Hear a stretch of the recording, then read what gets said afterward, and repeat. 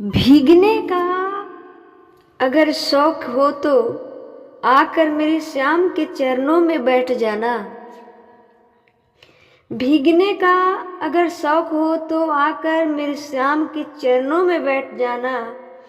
ये बादल तो कभी कभी बरसते हैं, ये बादल तो कभी कभी बरसते हैं, मेरे श्याम की कृपा तो हर पल बरसती है। बोलिए प्रेम से श्री कृष्ण कन्हैया लाल की जय, श्री राधे सरकार की जय। आप सभी भागवत प्रेमियों को प्यार भरा श्री राधे राधे, जय जय श्री कृष्णा। आप सभी का जीवन खुशियों से भरा रहे, आप सभी का हर इच्छा हर मनोकामना भगवान पूरी करें। इन्हीं शुभ कामनाओं के साथ मैं कथा में आगे बढ़ूंगी। जैसा कि मैं प्रतिदिन सुनाती हूँ भागवत जी का प्रसंग थोड़ा थोड़ा सा, क्योंकि इस कलयुग में किसी के पास समय नहीं है कि वो 3 घंटा भगवान की कथा का श्रवण कर सके। सारे लोग बिजी हैं, भले वो व्हाट्सएप पर ही बिजी क्यों ना है, पर सारे के सारे लोग इंस्टाग्राम पर बिजी है, कहीं बिजी है पर बिजी है। चाहे वो कर्म उसका गलत हो या सही हो, पर बिजी है। इसलिए हमने सोचा कि आप सभी का भी समय न बर्बाद हो और भगवान की कथाओं से भी आप सभी जुड़े रहें, इसलिए हमने ये नियम अपनाया है। आप सभी को कैसा लगता है कमेंट करके बताइएगा। और एक विनती और है कि आप सभी हमारे वीडियो को अधिक से अधिक शेयर कीजिए, लाइक कमेंट कीजिए, पर शेयर कीजिए अपने अड़ोस अपने पड़ोस। भाई डिजिटल का जमाना है ना, तो हम उससे भी अपना धर्म का प्रचार प्रसार क्यों ना करें, उसका भी हम लोग बढ़िया लाभ क्यों ना ले। देखिए, यदि आपके चलते एक भगवान का भक्त हो गया तो कई गुना पुण्य आपको मिलेगा, क्योंकि आपके वजह से भागवत धाम का प्राप्ति उसको होगा, तो उसमें से पुण्य आपको भी मिलेगा। इसलिए हम अपने सनातन धर्म का प्रचार प्रसार कैसे कर सकते हैं? लाठी या भाला लेके, गन या राइफल लेके नहीं। सबसे पहले अपने आप को बदलना चाहिए, खुद को बदलने का प्रयास करना चाहिए, ताकि सामने वाला देखकर बदल सके। माथे पे तिलक हो, शिखा हो, ये हमारे सनातन धर्म की पत्ती है। अपने धर्म की बातें करनी हो करें, किसी भी परिस्थिति में अपने भगवान की चिंतन करें, भगवान पे भरोसा करें। यही तो सनातन धर्म की प्रचार प्रसार है। लाठी या भाला लेकर नहीं किया जा सकता है। यदि इतना सब कोई करने लगा तो हमारा धर्म प्रचार प्रसार खुद व खुद हो जाएगा। आप लोग देखिएगा कि मुस्लिम के छोटा सा बच्चा वो अपने माथे पे टोपी लगा कर चलता है, लेकिन हम हिंदुओं को बच्चों को यदि तिलक लगाने की बात कह दो तो उन लोग को शर्म आती है। तिलक लगाने की बात कहो तो शर्म आती है, क्यों? ये कितनी मतलब क्या कहें, कितना बुरा बात है कि अपने धर्म प्रचार प्रसार करने के लिए अपने भगवान को माथे पर सजाने में शर्म किस बात की है? उन लोगों को टोपी पहनने में शर्म नहीं आती। उन लोग को बच्चे नहीं कहते कि टोपी पहनने में शर्म आती है, पर हमारे सनातन धर्म के बच्चे टोपी माथे पर तिलक लगाने में शर्म सोचते हैं, शिखा रखने में शर्म सोचते हैं। सबसे बड़ी विडंबना यही है। धोती पहनने में शर्म सोचते हैं। भाई धोती ना पहनो, पर माथे पे तिलक तो लगा सकते हो ना। भगवान के नाम मुख से बोलकर मत भजो, हृदय में तो भज सकते हो ना। दारू शराब इत्यादि छोड़ सकते हो ना, गलत आचरण छोड़ सकते हो ना, ये सब तो अपने बस की बात है। इसलिए सबसे पहले अपने आप को परिवर्तित करना चाहिए, अपने आप में बदलाव लाना चाहिए, तब सामने वाला खुद बदल जाएगा। सामने वाला खुद बदल जाएगा जब हम बदलेंगे तो। ये सब धर्म प्रचार प्रसार के सबसे आसान तरीका है कि आप सभी इस वीडियो को अधिक से अधिक शेयर कीजिएगा। सबसे जरूरी है कि हम लोग को शिक्षा जो मिलती है स्कूल में, कॉलेज में, यूनिवर्सिटी में, वो शिक्षा मिल सकती है पर संस्कार नहीं मिल सकती है। वहाँ ये नहीं बताया जाता है कि भगवान क्या है। हम लोग को जो पोसता पालता है हमारे माता पिता, ये सोचते हैं कि बड़े मेहनत से पाले पोसे, लेकिन ये कभी किसी ने विचार नहीं करता है कि हम लोग एक छोटा सा खिलौना बनाते हैं तो कई दिन लग जाता है और कितना संभाल कर रखते हैं और बोलते हैं कि इतना मेहनत लगा है। और माँ के गर्भ में जो परमात्मा ने सुंदर आंख, सुंदर कान, सुंदर शरीर जो बना रखा, कभी किसी ने ये नहीं सोचा कि उस परमात्मा ने, उस ठाकुर ने हमारे लिए क्या किया है, उनके लिए हमारा क्या फर्ज बनता है। ये कभी कोई सोचता है? नहीं सोचता है। ये सब सोचना चाहिए। अपने आप से अनुभव करके देखो कि 10 दिन कोई खिला देगा ना बना के, तो कहेगा कि हम बना के खिलाए फलाने को, फलाने ने नहीं किया। और जिसने तुम्हें इतना सुंदर बनाकर भेजा, जिसने तुम्हारा पालन पोषण भरण सब कर रहा है, आप उसी को भूल कर बैठे हो। उस परमात्मा, उस परम पिता को भूल कर बैठे हो, तो उस पिता के दिल पर क्या गुजरता होगा, उसे क्या महसूस होती होगी। कभी ये विचार आप लोग करते हैं? हमारे भाई बहन, युवा पीढ़ी दूसरे तरफ जा रहे हैं। दूसरे तरफ मतलब गलत के तरफ, गलत रास्ते पकड़ रहे हैं। बस ये हमें बहुत बुरा लगती है।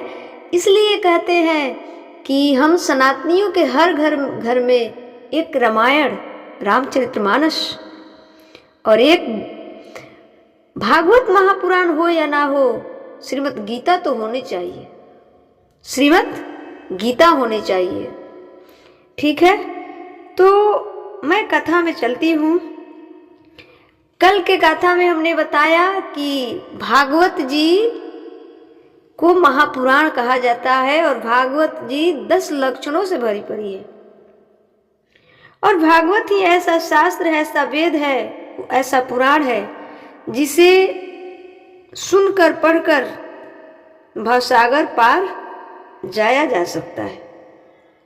दूसरा, इस कलयुग में कोई संसाधन नहीं है, इसलिए हमें मन लगाकर श्रीमद् भागवत कथा की स्मरण करनी चाहिए और हृदय में भगवान की चिंतन करनी चाहिए। तो जैसा कि हमने कल बताया कि सुखदेव भगवान जब परीक्षित जी को श्रीमद् भागवत कथा सुना रहे थे तो देवता लोग भी आए, तो सुखदेव भगवान ने उसे मना कर दिया, नहीं सुनने दिया, नहीं सुनाया। मैं अब यहाँ परीक्षित जी की चर्चा करूंगी, सुनिएगा ध्यान से। परीक्षित जी कौन है? अभिमन्यु के पुत्र हैं। अभिमन्यु को आप सभी जानते हैं।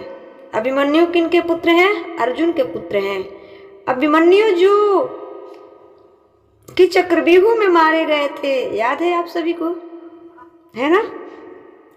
चक्रव्यूह में मारे गए थे अभिमन्यु। उन्हीं की पत्नी उत्तरा गर्भवती थी उस समय में जब मारे गए थे।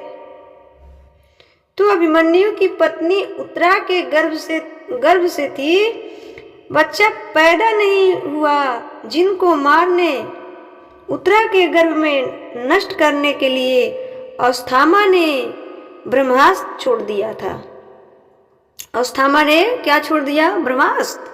जो बच्चा अभी संसार को देखा ही नहीं, उससे कौन दुश्मनी हो सकती है? लेकिन जब आदमी का नाश आ जाता है ना, लिख जाता है, तो आचरण बदल जाती है। अस्थामा कौन है? गुरु द्रोणाचार्य के पुत्र हैं। इन्होंने उत्तरा के गर्भ को अभिमन्यु के बच्चे को मारने के लिए ब्रह्मास्त्र चला दिया। तब उत्तरा दौड़कर इधर उधर नहीं गई। यहाँ बड़ा अच्छा सीख है, सीख लेनी चाहिए हम सबको। तब उत्तरा दौड़कर भगवान की शरण में आई और कहा कि पाहि पाहि महायोगन देव देव जगत पते। महायोगन, हे नाथ मेरी रक्षा करो। देखो ना, बच्चे ने तो अभी जन्म नहीं लिया और आप देखो ना, अभी ये मारने के लिए इन्हें ब्रह्मास्त्र छोड़ दिया अस्थामा जी ने। भगवान ने उस समय उत्तरा की गर्भ की रक्षा की। देखिए, जो हम सब हैं, जब कष्ट में पड़ते हैं तो अपने रिश्तेदार, अपने मित्र, अपने पड़ोसी को पुकारते हैं, उसके पास जाकर रोते हैं। मैं निवेदन करती हूँ कि इन सब को छोड़कर सीधा भगवान के चरणों में जाकर रोना चाहिए।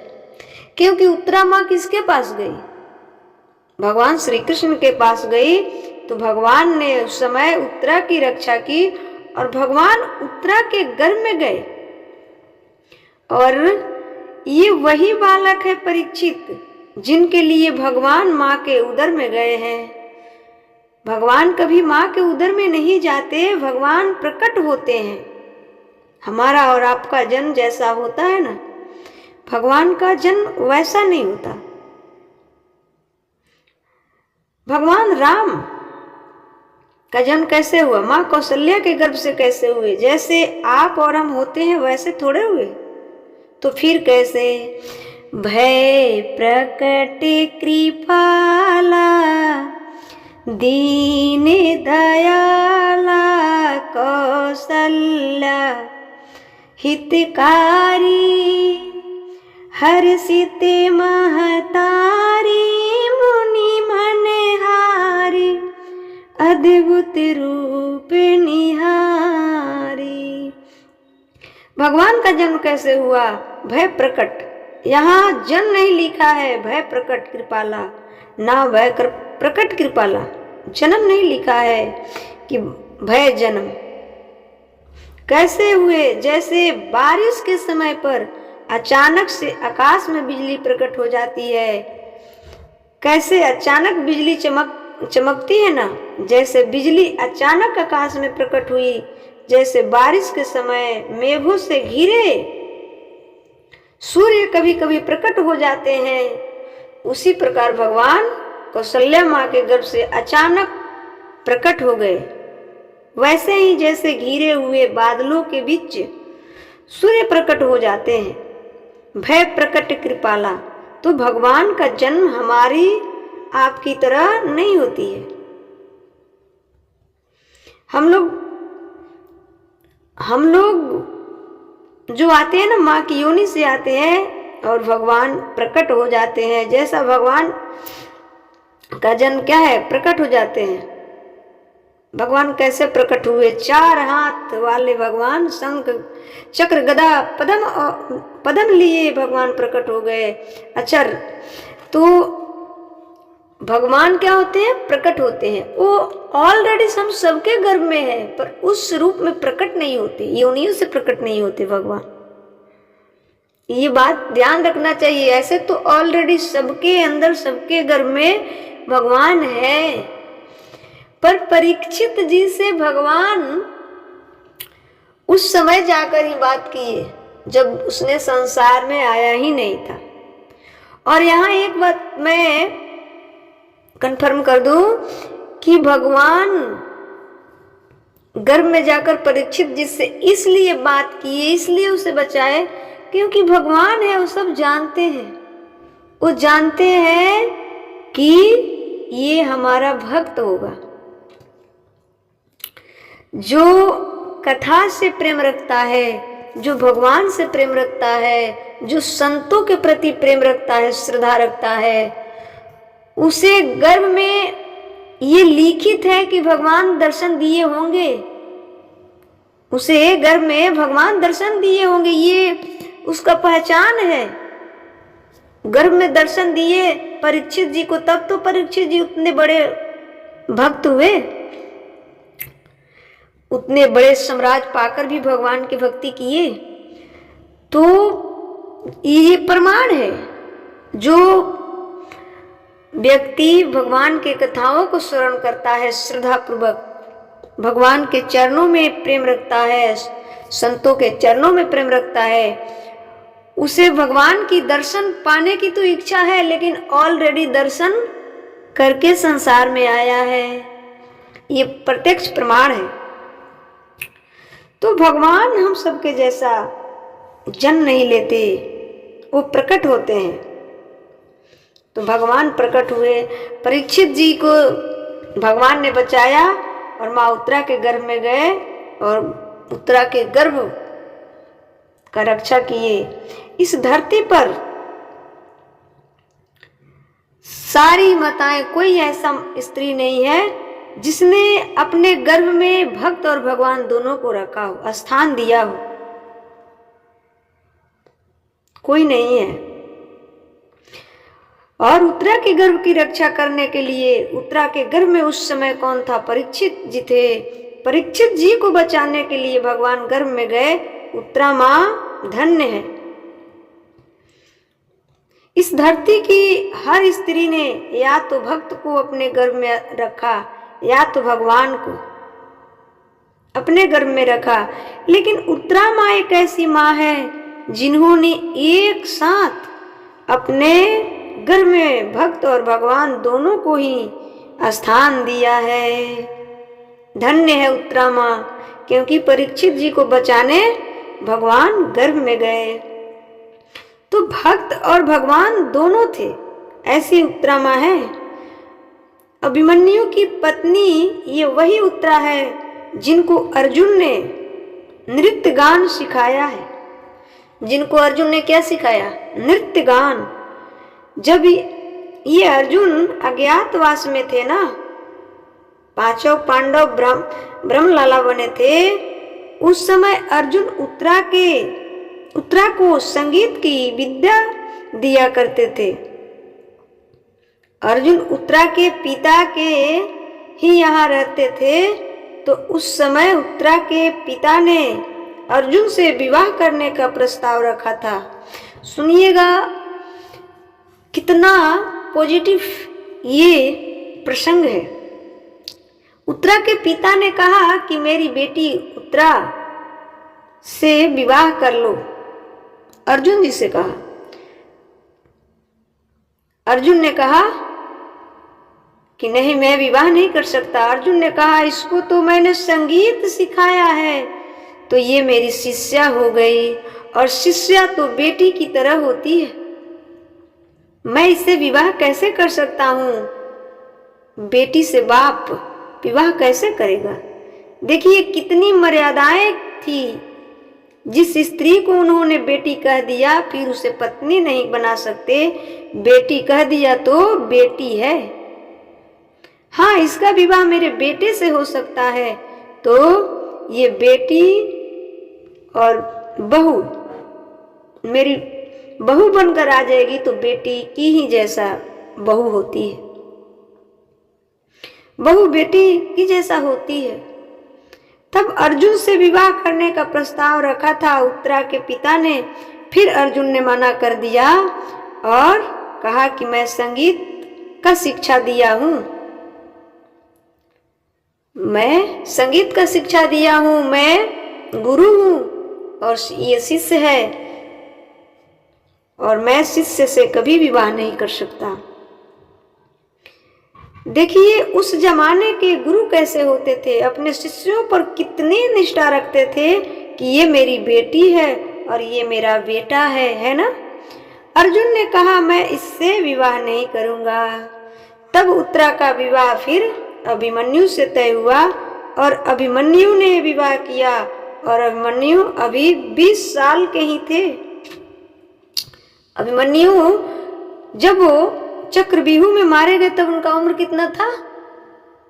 19-20। पहला गर्भ उत्तरा के पेट में पल रहा था, तभी अभिमन्यु की मृत्यु हो गई। अच्छा, यहाँ अभिमन्यु को भगवान क्यों नहीं बचाया? अभिमन्यु को भगवान क्यों नहीं बचाया? क्योंकि अभिमन्यु चंद्रमा के पुत्र हैं। अभिमन्यु किसके पुत्र हैं? चंद्रमा के। जब भगवान ने उसे मांगने गया तो चंद्रमा अपने पुत्र से बहुत प्रेम करते थे, तो उन्होंने कहा कि मैं नहीं दे सकता। भगवान ने कहा कि अरे जब अपने ही साथ नहीं देंगे तो दूसरा क्या करेगा? तो हार पांच के चंद्रमा ने दिया तो कहा कि हम पुत्र के बिना ज्यादा दिन नहीं रह सकते, हमारे पुत्र को जल्दी वापस कर देना, नहीं तो भगवान तो चाहते तो बचा ही लेते, लेकिन भगवान ने नहीं बचाया। बहुत सारे और भी रीजन है। तो अभिमन्यु की मृत्यु हो गई। महाभारत में उन्हीं के गर्भ से प्रकट हुए श्री परीक्षित जी महाराज, उन्हीं को 7 दिन में मरने का श्राप श्रृंगी ऋषि ने दिया। और क्यों दिया वो कथा मैं बताऊंगी आगे, इसमें भी थोड़ा सा जिक्र करूंगी। श्रृंगी ऋषि ने श्राप दिया था कितने दिन में मरने का? 7 दिन में। थोड़ा सा इसको डील कर देती हूँ। देखिए होता क्या है, जब ये कलयुग महाराज आए ना तो परीक्षित जी के राज में गए, पूरे सज धज कर राजा बनकर। परीक्षित जी ने तुरंत अपना बाण उठाया, धनुष बाण चढ़ाया और मारने के लिए इन्हें चेट कर दिया। भाग गए कलयुग। कलयुग को स्थान नहीं दे रहे थे परीक्षित जी, भाग गए कलयुग। फिर कलयुग ने सोचा कि भाई ये ऐसे नहीं मानेगा, ये धर्मात्मा राजा है। तो कलयुग ने दीन भाव में जाकर परीक्षित जी के चरणों में गिर गया। तो राजाओं का भी कुछ मर्यादाएं होती है, जो आपके चरणों में शरणागति हो जाए उसे तो आप मार नहीं सकते हैं। तो परीक्षित जी ने पूछा कि आप चाहते क्या हो? इसने कहा कि महाराज आपके राज में तो हम कहीं टिक ही नहीं पाते हैं, हमें रहने के लिए कोई स्थान दे दिया जाए। तो परीक्षित जी ने 4 स्थान दिया, फिर भी कहा कि नहीं। 5वां दुत्तम पानम स्त्री सुना चतुर्विधा धर्मस्य च।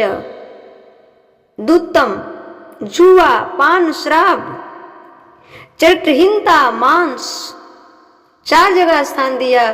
फिर इन्होंने कहा कि 1 जगह और दो। तो परीक्षित जी ने 5वां स्थान दिया कि जो चोरी का धन होगा, संपत्ति होगा, गोल्ड होगा, सोना होगा, जाओ उसमें रहना। तो परीक्षित जी एक दिन शिकार करने के मुंड बनाए, और शिकार करने के मुंड बनाए तो जब जो पुराने बक्से थे उसको खोल डाला। जब उसमें खोला तो देखा कि बड़ा सुंदर एक मुकुट था। उस मुकुट पर अर्जुन जी ने लिख कर रखा था कि ये जरासंध का मुकुट है, परंतु ज्यादा दिन हो जाने के कारण जो लिखा हुआ स्टिकर था वो मिट गया था। अर्जुन जी ने कहा कि आज यही पहनकर वन में जाएंगे शिकार करने। अब ज्यों ही, क्योंकि जरासंध का मुकुट था, चोरी का संपत्ति सोना था, ज्यों ही परीक्षित जी ने उस मुकुट को अपने सर पे धारण किया, कलयुग महाराज सवार हो गए।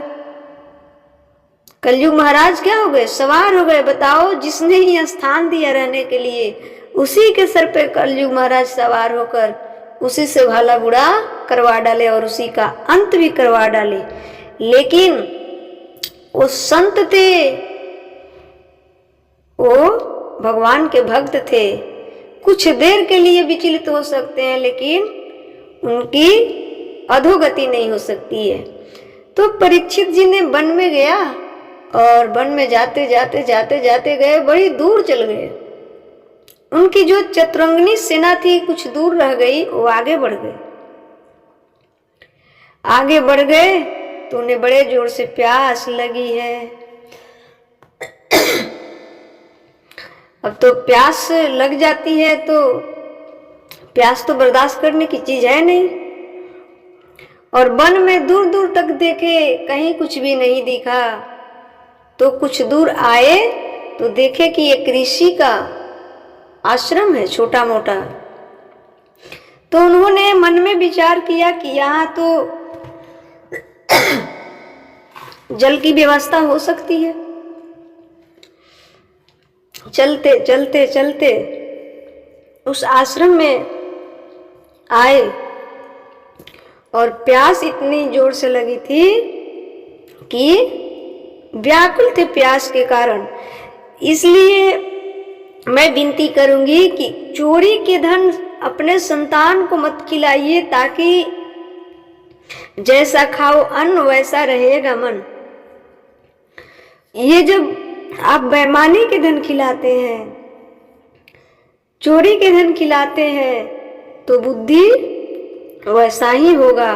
मैं आगे की कथा अगले वीडियो में बताऊंगी आप सभी को कि आगे परीक्षित जी के साथ क्या क्या हुआ, जिसके कारण